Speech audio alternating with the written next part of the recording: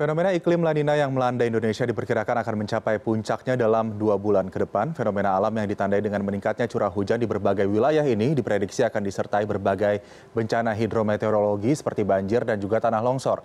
La Nina merupakan anomali cuaca yang terjadi di Samudra Pasifik yang berulang dalam kurun waktu 2 sampai 8 tahun. Lalu bagaimana kita mengantisipasi dampak La Nina di tanah air? Kami akan membahasnya malam hari ini dengan narasumber yang telah terhubung melalui sambungan Zoom. Yang pertama ada Dodo Gunawan, Kepala Pusat Informasi dan Perubahan Iklim BMKG. Selamat malam, Pak Dodo.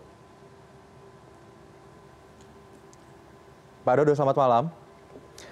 Ya, dan juga ada Lilik Kurniawan, Deputi Bidang Pencegahan BNPB. Pak Lilik, bisa mendengar suara saya dengan baik ya? Ya, dan juga ada selamat malam, Mas. Ya, dan juga ada Aceh Hasan Syadzili, Wakil Ketua Komisi 8 DPR RI. Bang Aceh, selamat malam. Apa kabar? Ya, Assalamualaikum warahmatullahi wabarakatuh. Selamat malam, Mas Aldi, Pak Lili. Ya, mungkin saya ke Pak Lilik terlebih dahulu dari BNPB. Pak Lilik, ini mengantisipasi bagaimana nanti puncak La Nina terjadi di Indonesia diperkirakan oleh BMKG terjadi pada bulan Desember dan juga Januari. Sebetulnya skema apa yang sudah akan diterapkan nantinya di puncak La Nina? Ya, baik. Jadi terkait dengan La Nina, ini ada beberapa ancaman yang sebenarnya sudah ada di depan mata kita. Yang pertama, memang fenomena La Nina sendiri yang berpotensi menimbulkan bencana hidrometeorologi. Bencana hidrometeorologi itu diantaranya adalah banjir, banjir bandang, tanah longsor, angin puting beliung, dan sebagainya. Ini semua terjadi karena adanya kerusakan lingkungan kita sebenarnya. Daya dukung lingkungan kita yang sudah berubah. Ini yang kemudian mengakibatkan bencana hidrometeorologis tadi. Kemudian kita juga sekarang ini berhadapan dengan COVID-19 ya. Jadi memang akan kompleks sekali apa yang akan kita hadapi ke depan. Belum nanti ancaman bencana yang sudah di depan mata kita. Seperti sekarang ini erupsi Merapi yang sudah masuk pada level siaga. Level siaga itu adalah level 3. Kemudian bencana-bencana lain yang tidak bisa diprediksi seperti gempa bumi, tsunami, dan sebagainya. Ini adalah bagian yang menjadi hal-hal yang kita hadapi dalam waktu-waktu dekat ini. Berbagai bencana tersebut, banjir, kemudian juga banjir rob, tanah longsor, gempa bumi, sampai erupsi Merapi. Sebetulnya sudah dipetakan belum wilayah-wilayah yang mempunyai pemetaan risiko tertentu dengan bencana-bencana yang rawan timbul akibat musim hujan yang disertai dengan La Nina? Ya, kita sudah punya peta itu sejak tahun 2010 sebenarnya. Dan peta itu menjadi salah satu referensi kita melakukan kegiatan-kegiatan yang terkait dengan pencegahan, mitigasi, dan kesiapsiagaan. Apalagi sekarang kita diperkuat tahun 2018 dengan Permendagri 101 ya, terkait dengan tugas dan wewenang dari pemerintah daerah. Ada 3 sebenarnya di sini. Yang pertama adalah bagaimana pemerintah daerah memberikan layanan informasi daerah rawan bencana. Kemudian yang kedua, layanan untuk pencegahan dan kesiapsiagaan. Dan yang ketiga adalah layanan terkait dengan penyelamatan dan evakuasi pada saat terjadi bencana. Nah, ini yang menjadi hal yang kita sinkronkan sekarang ini, apa yang dilakukan oleh pemerintah pusat, pemerintah provinsi, maupun kabupaten kota. Ini harus sinkron. Nah, ini yang menjadi tantangan kita berikutnya, karena tampaknya memang ada beberapa yang masih miss di antara 3 hal tadi, dari pusat, kemudian provinsi, sampai kabupaten kota. Pak Lilik, untuk penyelamatan dan juga evakuasi ini, apakah sudah dikoordinasikan atau ada treatment khusus nantinya? Karena La Nina ini kan merupakan fenomena iklim cuaca yang terjadi 2-8 tahun berulang begitu. Saat ini terjadi tahun 2020. Ada treatment khusus yang diberikan dalam penyelamatan dan juga evakuasi pada tahun 2020 ini bencana yang terjadi? Ya, tentu saja kami sudah menyiapkan setelah kita mendapatkan kepastian dari Ibu Kepala BMKG, Prof. Diko Rita Karnawati, di bulan Oktober kemarin. Kami di BNPB segera bersurat kemudian dengan kepala-kepala daerah, baik gubernur, bupati, wali kota, untuk menyampaikan kesiapsiagaan terutama tempat-tempat yang setiap tahun hampir dipastikan terjadi bencana hidrometeorologi. Oke. Ya tadi disebutkan ada banjir, banjir bandang, tanah longsor dan sebagainya tadi. Apa yang dilakukan oleh provinsi tentu berbeda dengan yang dilakukan oleh kabupaten kota. Nah ini yang kita terus monitor, kita terus perkuat sampai sekarang ini.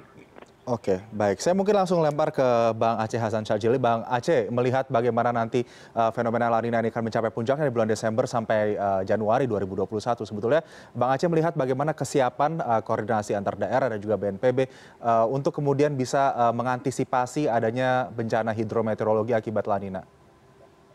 Ya, kuncinya saya kira adalah koordinasi antar berbagai instansi yang terkait ya, dari mulai bagian dari pemerintah pusat adalah BNPB begitu ya, Kementerian Sosial, kemudian BMKG sendiri, kemudian Basarnas dan berbagai pihak yang terkait dengan mitigasi dan pencegahan bencana yang saya kira akan saja bisa terjadi di tengah ancaman La Nina ini gitu. Nah, kami Komisi 8 itu memang selalu mengingatkan kepada BNPB ya bahwa di tengah pandemi COVID-19 ini jangan sampai melupakan juga tugas pokok yang lain untuk mengantisipasi kemungkinan terjadinya bencana akibat dari alam ini gitu ya, terutama saya kira tadi ada climate change ya, La Nina tersebut yang bisa mengakibatkan terhadap munculnya bencana akibat hidrometeorologi seperti banjir, kemudian banjir bandang, tanah longsor yang memang potensinya cukup besar di berbagai daerah di Indonesia. Memang kami juga sempat beberapa kali rapat dengan BNPB ya untuk memastikan beberapa daerah-daerah atau titik rawan dari atau peta kebencanaan yang dimiliki oleh BNPB. Dan saya kira BNPB sudah memiliki peta tersebut gitu. Hanya memang yang harus dipastikan kan sebetulnya adalah pertama tentu mitigasi yang dimiliki oleh daerah-daerah sendiri. Karena kan tidak mungkin BNPB bisa menjangkau semua daerah tersebut dengan keterbatasan sumber daya yang dimiliki oleh BNPB gitu ya. Yang kedua, memang harus disiapkan dari sejak awal sumber daya manusia yang harus disiapkan oleh daerah-daerah. Saya kira kami mendorong selalu kepada pemerintah daerah agar BPBD-nya atau Badan Penanggulangan Bencana daerahnya itu betul-betul diperkuat.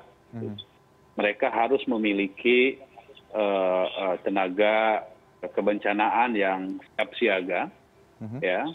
Yang kedua tentu juga diperlukan dukungan anggaran yang cukup dari daerah-daerah tersebut, sehingga dengan demikian maka ketika terjadi bencana, ya, baik itu bencana longsor, bencana banjir, banjir bandang, puting beliung dan lain-lain, itu dengan cepat pemerintah daerah juga bisa mengantisipasinya.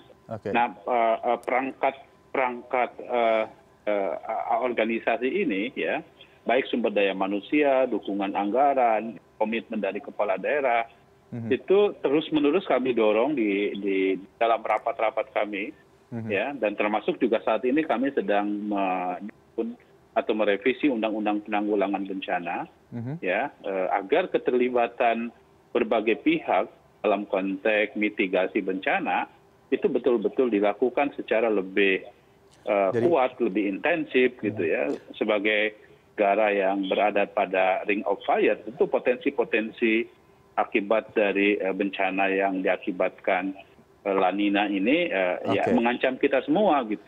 Jadi mitigasi dan juga koordinasi ya, Bang Aceh. Kami selalu mendorong ya BNPB, dan saya pun juga nanti kami Komisi 8 hari Rabu yang akan datang juga akan memantau titik Merapi yang sekarang ini tadi disampaikan oleh Pak Lili berpotensi pengungsiannya semakin besar gitu dalam posisi siaga 3. Dan ini memang perlu perhatian kita semua. Jadi ancaman bencana ini bukan hanya pada pandemi COVID-19 yang sekarang ini terjadi, tetapi juga ya di depan mata seperti biasa memang di akhir tahun biasanya memang kita harus akhir tahun maupun awal tahun yang akan datang memang kita harus memiliki kewaspadaan, kesiapsiagaan dan tentu koordinasi antar berbagai pihak termasuk diantaranya dengan BMKG, dengan Basarnas, dengan pemerintah daerah, BPBD, di bawah koordinasi BNPB, saya kira itu harus terus-menerus dilakukan. Jadi mitigasi, koordinasi juga terus dilakukan. Tapi sebenarnya saya juga penasaran ini fenomena bencana alam disebabkan oleh La Nina di tahun 2020 ini, apakah bencana terburuk sudah terlewati atau the worst is yet to come masih akan dinantikan begitu pada saat puncaknya nanti? Bagaimana mengantisipasi kemungkinan terburuk terjadinya bencana hidrometeorologi pada saat puncak La Nina ini? Kita bahas nanti usai jeda CNN Indonesia Prime News, segera kembali.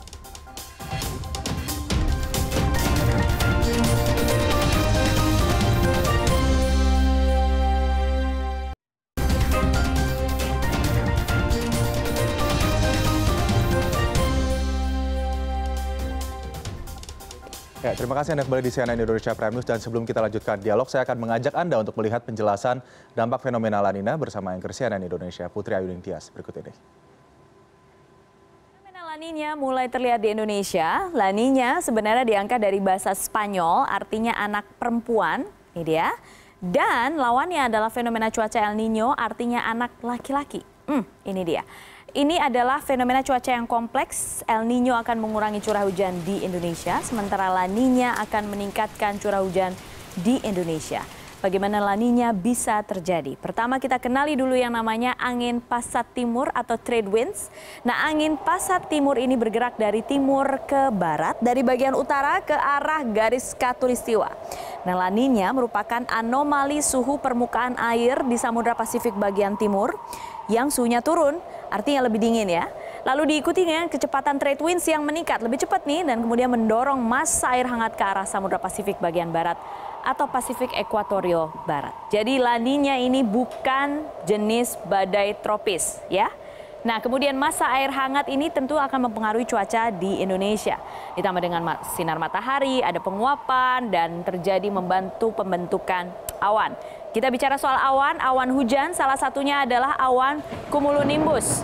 Oke, ini dia menimbulkan apa? Hujan, kan petirnya? Barusan. Hujan kemudian disertai petir dan guntur. Perlu diingat saat ini Indonesia sudah memasuki musim hujan, dan karena ada La Nina diperkirakan curah hujan akan lebih lebat.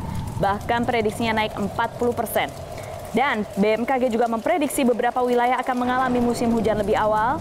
Sebagian Sumatera misalnya, Kalimantan, Sulawesi, sebagian Jawa, NTB, dan NTT. Puncaknya akan terjadi pada Januari, Februari 2021. Tapi memang dampaknya berbeda-beda ya, berbeda tergantung wilayah dan juga waktunya. Selain itu, apalagi yang harus diwaspadai? Ini dia, angin. Kita harus waspada dengan angin kencang ya. Ini salah satu bencana hidrometeorologi yang disebabkan oleh fenomena cuaca La Nina. Dan kemudian untuk Anda yang ada hujan lebat dengan intensitas lama, Anda tinggal di perbukitan dengan kemiringan 30 derajat atau lebih, harus waspada tanah longsor yang barusan saja kita lihat. Oke.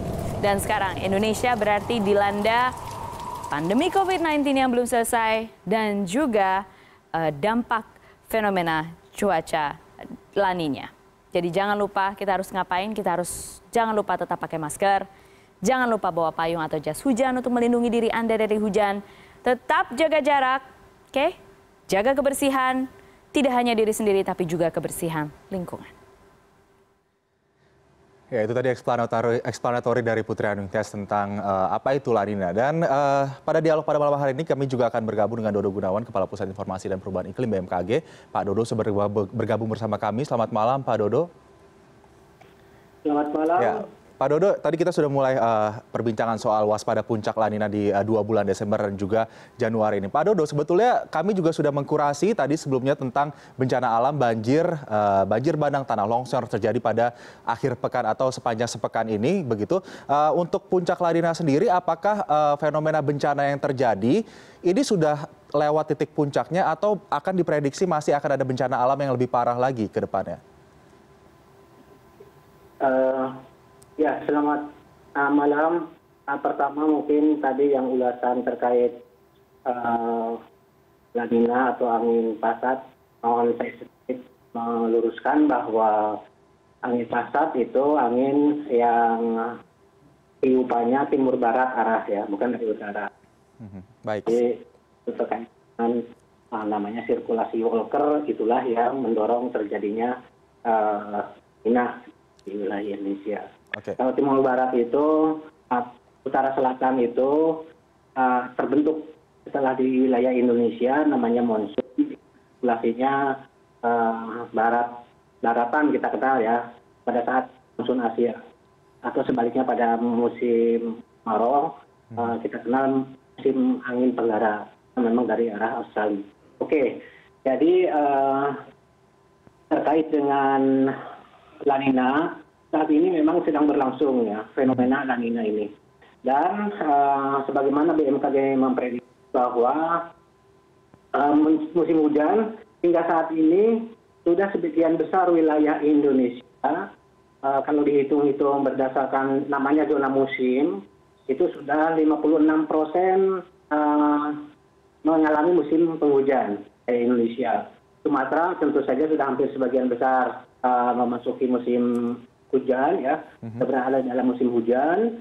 Kemudian Pulau Jawa, di Jawa Barat, kemudian Kalimantan, tinggal sisanya yang tadi 40% wilayah timur, di selatan, tenggara, kemudian di Maluku dan Papua.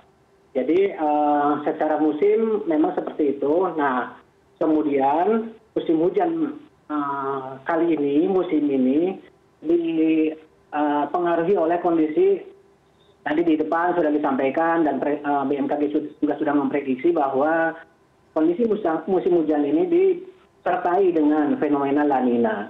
Nah, biasanya dan syukurnya wilayah masyarakat Indonesia sudah mengenal betul fenomena yang disebut La Nina ataupun sebaliknya El Nino. Paling tidak terkait dengan dampaknya terhadap curah hujan, masyarakat Indonesia sudah familiar bahwa bila mana terjadi El Nino ya, El Nino terlebih dahulu, biasanya kita mengalami dampaknya berkurangnya curah hujan di wilayah Indonesia. Dan sebaliknya, pada saat La Nina, tadi prosesnya memang seperti itu, sirkulasinya pada saat La Nina ibaratnya sedang mengarah ke wilayah Indonesia, sehingga mudah terbentuk proses pembentukan awan dan hujan, suhu permukaan laut di wilayah Indonesia relatif lebih hangat, dan seperti itu sehingga sangat dimungkinkan mudahnya terbentuk awan dan hujan seperti itu. Dan sebaliknya pada saat El Nino itu sirkulasi seolah-olah terbalik ke arah Pasifik Timur. Nah, musim hujan sendiri BMKG sudah memprediksi akan terjadi di bulan Januari, Februari. Ini secara musimnya ya, musim hujan. Nah, dengan dampaknya, dengan disertainya oleh fenomena La Nina ini, maka di bulan-bulan seperti sekarang ini, September, Oktober, November, Desember, turut dipengaruhi oleh kondisi La Nina ini. Jadi pada bulan-bulan tersebut, bersama dengan tadi secara berangsur-angsur setiap daerah memasuki musim hujan, nah itu terkait dengan kondisi hujannya cukup tinggi di bulan-bulan yang sudah memasuki musim hujan.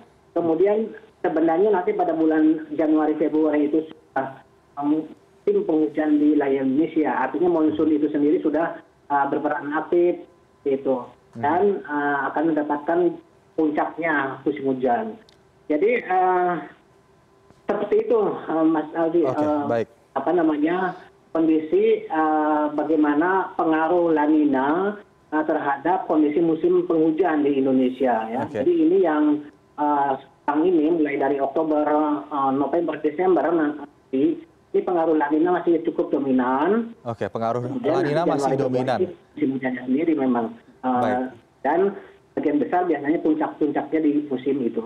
Oke, pengaruh La Nina masih dominan untuk kemudian menjadi sebuah hal yang memperparah musim curah hujan ya, semakin tinggi curah hujan di Indonesia karena La Nina ini. Saya ke Pak Lilik, selanjutnya Pak Lilik, ini di awal tahun 2020, begitu kita masih ingat bahwa Provinsi DKI Jakarta dan sekitarnya dilanda banjir yang cukup parah begitu, dan juga ada kabar terkait dengan adanya potensi tsunami di Pulau Jawa. Apakah BNPB juga melakukan prediksi terkait dengan adanya banjir yang kemudian lebih parah di tahun 2020 ini atau di awal tahun 2021, dan bagaimana nanti kesiapan untuk early warning system jika curah hujan tersebut bisa memperparah keadaan dan juga bencana alam? Ya, terima kasih Mas. Jadi terkait dengan prediksi kejadian banjir awal tahun atau akhir tahun ini ya, di Jabodetabek khususnya, ini sangat mungkin terjadi apabila tidak ada perbaikan-perbaikan dari sebelumnya. Nah, kemarin kan setelah ada bencana itu yang terjadi di Bogor dan sekitarnya sebagai sumbernya, kita kan sudah langsung aksi tuh. Kita tanam vetiver, vegetasi-vegetasi yang lain, dan bagaimana menyiapkan hulu dari Ciliwung ini sudah kita bersihkan begitu bersama dengan kawan-kawan dari TNI Polri, dan sekarang sudah mulai terlihat bersih, tetapi memang sumber-sumber yang masuk ke Ciliwung ini memang masih banyak PR, memang tidak bisa setahun selesai untuk ini. Nah, ini yang kemudian masih kita kerjakan. Nah, kalau kemudian kami memprediksikan akan terjadi lagi, itu kami sudah coba antisipasi. Jadi kami membuat namanya rencana kontingensi bersama dengan kementerian lembaga yang lainnya, dan juga pemerintah Provinsi DKI dan daerah-daerah penyangga lainnya, Bogor, Depok, dan sebagainya.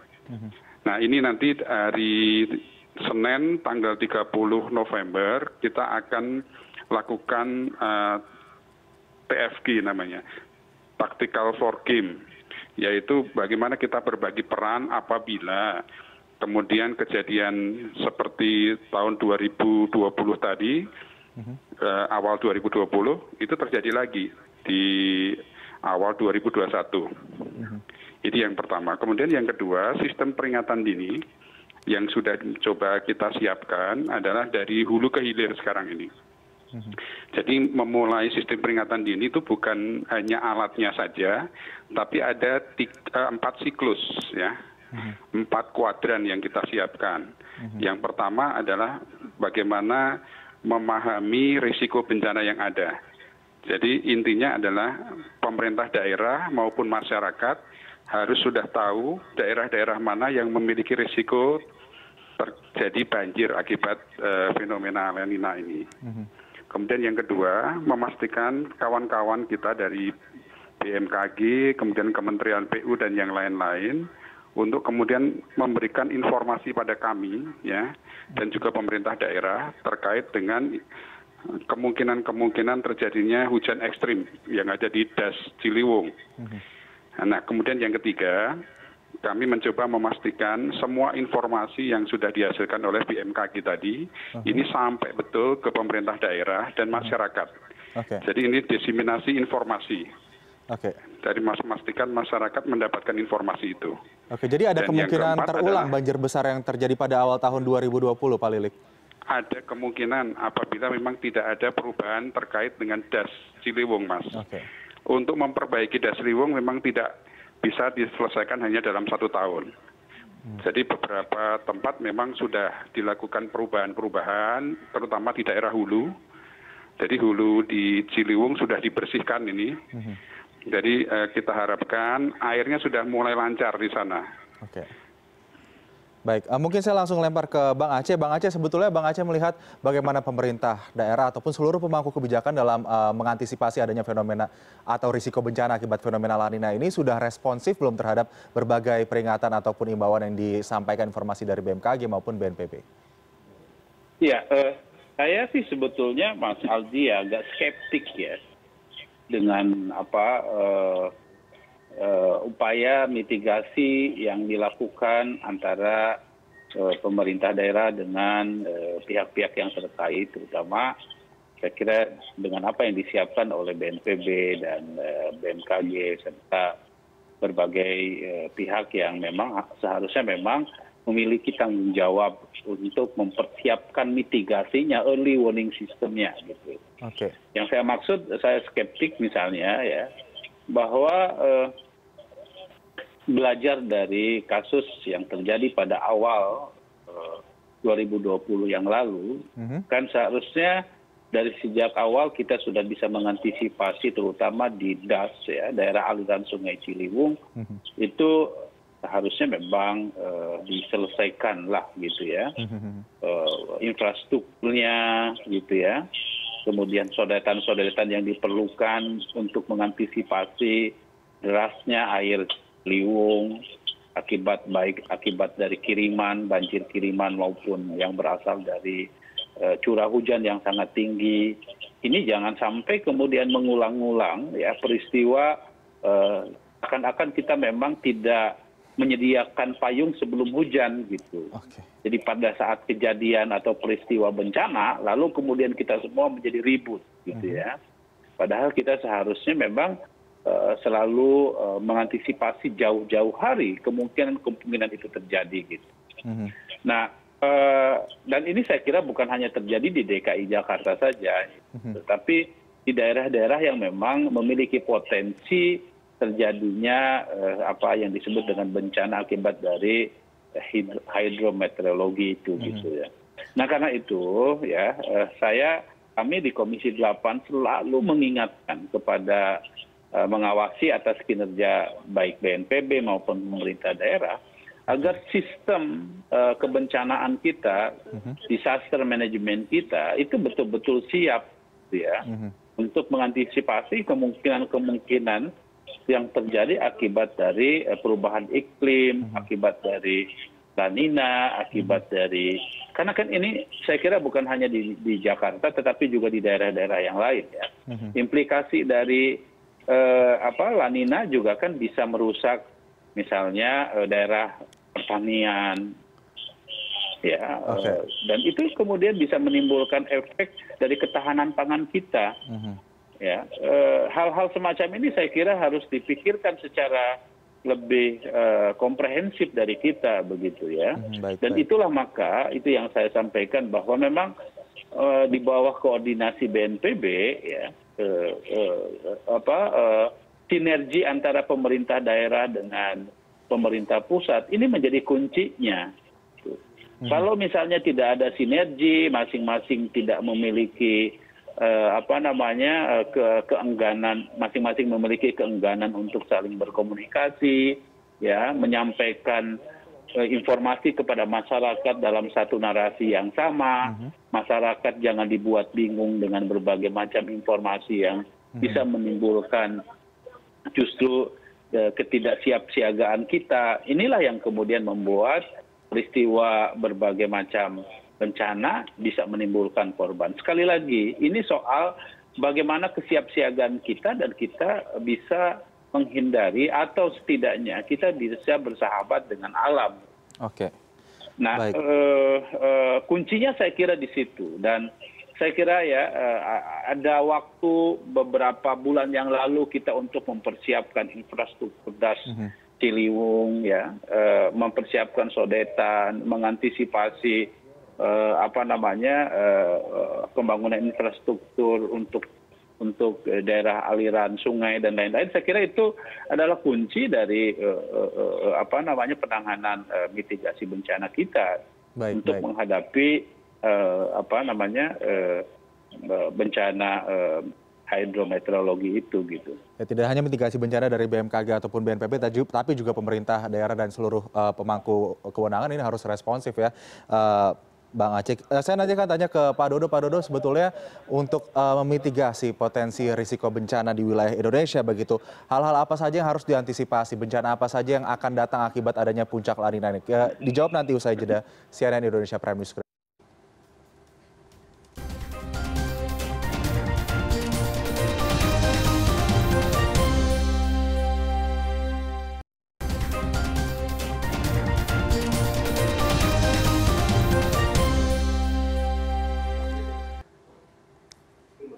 Ya, terima kasih Anda kembali bersama kami di CNN Indonesia Prime News. Kita masih membahas soal waspada puncak dari fenomena alam La Nina begitu.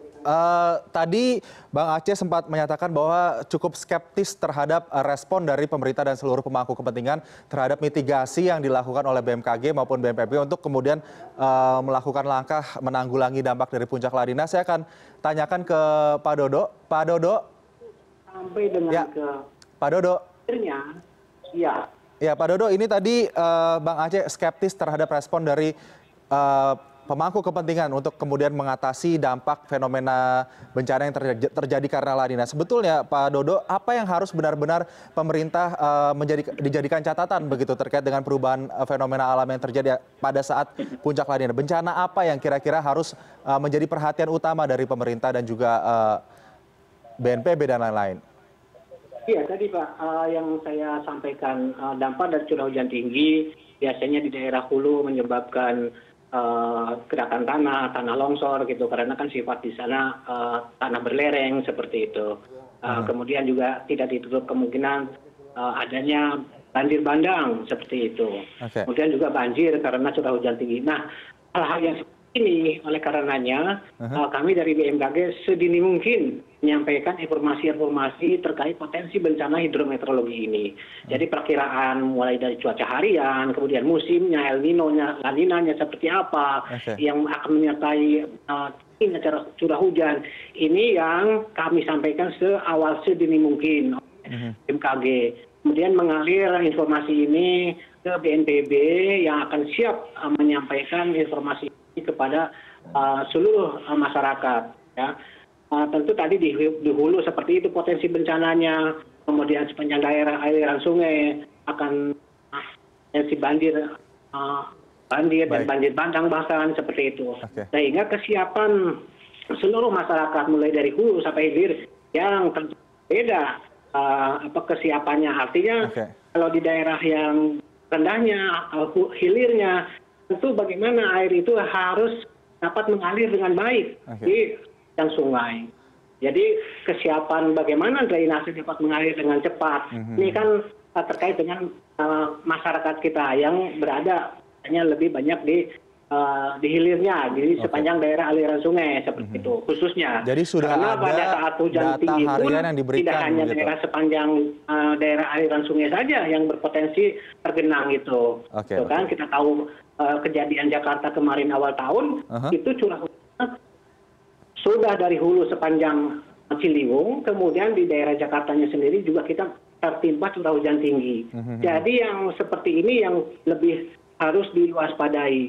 Hujan genangan nanti terjadi tidak hanya panjang daerah aliran sungai yang memang dapat juga curah hujan dari hulu, kiriman airnya sepanjang sungai, tapi juga di wilayah-wilayah yang potensi terhadap dapat curah hujan tinggi. Nah, itu yang sifat-sifat di permukaannya yang harus kita siapkan. Bagaimana air dapat segera mengalir ke saluran-saluran pembuangan sehingga dapat dengan cepat terdrainase. Ya, tapi intinya seluruh informasi tentang mitigasi bencana ini tiap harinya sudah diberikan ya Pak Dodo kepada pemerintah daerah di seluruh daerah. Dan juga yang perlu tentunya nanti kalau ini bahkan tadi disampaikan oleh Pak Lilik, kami menyiapkan simulasi TFG kemungkinan yang akan terjadi. Jadi bagaimana tadi yang seperti saya urai, kalau curah hujan di hulu, kemudian bersamaan di daerah DKI-nya misalnya, kemudian bersamaan juga misalnya dengan saat tinggi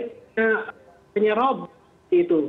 Nah ini yang sudah nanti pada tanggal 30 tadi disampaikan, kita simulasikan bagaimana kalau kita menerima hal-hal seperti terburuk seperti itu, bagaimana kesiapan kita seluruh pemangku kepentingan mengantisipasi, mitigasi. Jadi ada mitigasi, ada simulasi, ini dilakukan dengan sinkronisasi. Pak Dodo, saya harus lempar ke Pak Lilik selanjutnya nih, Pak Dodo. Belajar di pengalaman, sudah mempersiapkan sedini mungkin. Ya, Pak Dodo, terima kasih. Hingga nanti early action. Nah, jadi tidak cukup early warning saja, tapi early action-nya ini yang malah itu di bagian hilirnya. Artinya kami di bagian hulu struktural ya, bagaimana menyiapkan peringatan. Baik, Pak Dodo, mohon maaf harus kami potong karena waktu kami terbatas. Saya mungkin lempar langsung ke Pak Lilik. Pak Lilik, sebetulnya ada dua hal yang sangat krusial begitu saat ini, yaitu penanganan pandemi COVID-19 dan juga nantinya penanganan bencana, evakuasi yang tetap harus menerapkan protokol kesehatan. Di dua tugas berat ini, bagaimana nantinya BNPB melakukan tugasnya dengan baik begitu, tetap di satu sisi tetap menjaga penyebaran COVID-19 agar tidak meluas, tapi juga bisa memfasilitasi penanganan evakuasi yang baik bagi warga-warga yang terdampak bencana. Ya, baik. Terima kasih, Mas. Jadi yang sudah dilakukan BNPB itu sebenarnya adalah aktivitas yang sifatnya jangka panjang dan jangka pendek. Yang jangka panjang itu kami membangun namanya desa-desa tangguh bencana, atau kalau di perkotaan kelurahan tangguh bencana. Nah, di kelurahan inilah yang kemudian lokasi tempat-tempat pengungsian ini kami pastikan betul akan menggunakan protokol kesehatan. Baik itu nanti yang terjadi di DKI maupun yang sekarang ini ada di sekitar Merapi. Yang sekarang sudah ada pengungsian karena sudah level 3 begitu, atau level siaga. Nah, kemudian yang jangka pendeknya, jangka pendek kita lakukan simulasi untuk peringatan dini. Jadi mulai dari bagaimana informasi itu masuk, kemudian informasi itu harus sampai ke pemerintah daerah dan masyarakat, dan memastikan masyarakat itu dapat merespon dengan baik. Caranya gimana? Caranya mereka pergi ke tempat yang aman, ke tempat evakuasi dan sebagainya. Ini yang sudah dilakukan di jangka pendek. Nah, ini yang tadi Pak Dodo sampaikan, kita akan simulasikan ya. Semua kementerian lembaga kita akan kumpulkan khusus untuk yang DKI ya. Untuk yang banjir DKI kita lakukan tanggal 30. Kemudian untuk yang Merapi dari Selasa kemarin sudah kita lakukan di Jogja. Jadi kita sudah tidak khawatir lagi apa yang nanti akan dilakukan oleh TNI, Polri, kemudian Kementerian Sosial, dan kementerian yang lainnya, termasuk pemerintah daerah. Karena kita sudah menyiapkan dengan desa-desa yang ada di sekeliling Merapi menjadi desa tangguh. Mereka memiliki tempat evakuasi sendiri. Ya. Mereka bahkan sudah menyiapkan rambu-rambu, kemudian jalur-jalur evakuasi termasuk truk yang digunakan. Memetakan per rumah itu ada kelompok rentan atau tidak, punya kendaraan atau tidak, itu juga sudah dilakukan. Termasuk sirine-sirine sudah diaktifasi. Jadi kalau ada perubahan dengan Merapi, itu akan bunyi. Teknologi pun terus diperbarui ya Pak Lilik ya. Waktunya merespon. Baik, saya mungkin terakhir akan lempar ke Bang Aceh. Bang Aceh, bagaimana catatan Anda terkait penanganan bencana di tengah pandemi? Ya, memang ini pekerjaan yang sangat berat ya buat BNPB dan buat pemerintah, baik pemerintah pusat maupun pemerintah daerah. Di tengah pandemi COVID-19 seperti sekarang ini, saya kira ada berbagai hal yang perlu disiapkan. Agak berbeda saya kira dengan tanggap darurat bencana yang kemungkinan bisa terjadi pada bencana kemungkinan yang akan terjadi pada akhir tahun ini atau awal tahun depan gitu ya. Tidak mudah saya kira, misalnya bagi pemerintah, baik pemerintah daerah maupun pemerintah pusat, untuk misalnya memastikan evakuasi tempat pengungsian yang misalnya mempertimbangkan atau memperhatikan protokol kesehatan. Ya. Dalam situasi yang tanggap darurat, mempertimbangkan aspek misalnya physical distancing gitu ya, penyediaan masker, ya, kemudian kebutuhan dasar yang memang bisa menjaga penularan COVID-19. Ya, Saya kira disaster management yang lebih baik. Diperlukan satu inovasi tertentu sehingga antisipasinya bisa dilakukan dengan lebih baik lagi. Ya, semoga ini benar-benar bisa didengar. Tugas berat ini, ya, saya kira harus tetap dilakukan semaksimal mungkin oleh BNPB, pemerintah pusat maupun pemerintah daerah, ya, untuk memberikan perlindungan terhadap warga negara kita agar jangan sampai misalnya di titik-titik pengungsian juga menjadi klaster-klaster baru dari penanganan COVID-19 ini. Dan ini menurut saya harus dipastikan kita harus kerja ekstra keras gitu, memastikan bahwa evakuasi bisa dilakukan dengan baik, tetapi para pengungsi pun juga bisa terhindar dari penularan COVID-19. Ya, baik, Bang Aceh. Dan ini perlu kerja keras. Kami sendiri Komisi 8 rencananya pada hari Rabu yang akan datang akan melihat langsung bagaimana kesiapsiagaan di dalam menghadapi penanganan pengungsian di Gunung Merapi, ya, di Sleman. Kami ingin pastikan itu bahwa semuanya bisa berlangsung dengan sebaik-baiknya. Baik, Bang Aceh. Sebagaimana Presiden Jokowi mengatakan bahwa melindungi rakyat itu adalah hukum tertinggi bagi dalam konstitusi kita. Ya, semoga seluruh langkah mitigasi, itu kami sangat menekankan simulasi, aspek kesiapsiagaan kita dalam mitigasi dalam menghadapi La Nina ini. Semoga kemudian bisa memberikan respon yang cukup responsif begitu ya dari seluruh pemangku kepentingan terkait dengan bagaimana mengatasi adanya risiko bencana akibat puncak dari La Nina ini, dan bisa menjadi bahan pelajaran juga bagi masyarakat bahwa kita masih menanti puncak dari fenomena alam ini. Terima kasih Bang Aceh Hasan Syadzili, Wakil Ketua Komisi 8 DPR RI sudah bergabung bersama kami. Terima kasih juga untuk Pak Dodo Gunawan, Kepala Pusat Informasi dan Perubahan Iklim BMKG, dan Pak Lili Kurniawan, Deputi Bidang Pencegahan BNPB. Terima kasih sudah bergabung bersama CNN Indonesia malam hari ini. Selamat malam. Selamat malam. Selamat malam, Mas. Selamat malam.